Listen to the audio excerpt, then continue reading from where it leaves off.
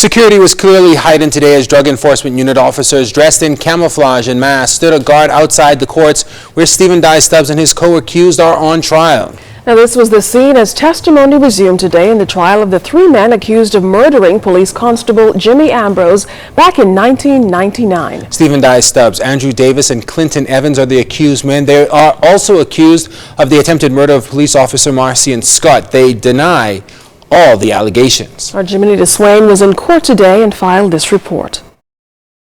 Sergeant Frank Burrows told the court that he was passing by on patrol on March 29, 1999 when he heard rapid gunfire near Club Rock and saw a young man running from the club to the parking lot and attempting to put a silver gun in his waist. Burrows said he pursued the young man, urging him to stop. Burrows added that the person did not stop, but instead pointed the gun in his direction. Burrows said he drew his service revolver and fired a shot. Burrows then said he caught up with the suspect at Virginia Street near a building under construction.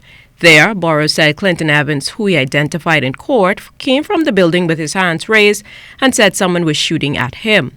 Burrows added that Officer 1205 Knowles, who responded to the scene, pulled a gun from a pile of sand near the building before Evans was taken into custody. The other witness of the day, Anthony Duncombe, recounted his version of what he saw on the morning of March 29, 1999.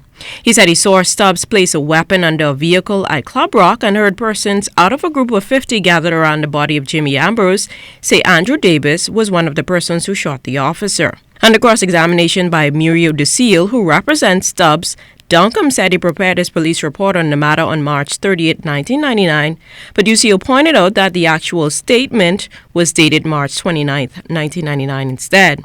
Duncombe denied the suggestion that he concocted the story about seeing Stubbs place a gun underneath the car because Officer Garrett Ryan, who testified earlier, was his friend. Attorney Ian Cargill put similar suggestions to Duncombe. Officer Duncombe said Davis never ran or resisted arrest, nor was he seen with a weapon. Duncombe also denied the suggestion that he and other officers conspired to convict Stubbs, Davis, and other co-accused in this matter.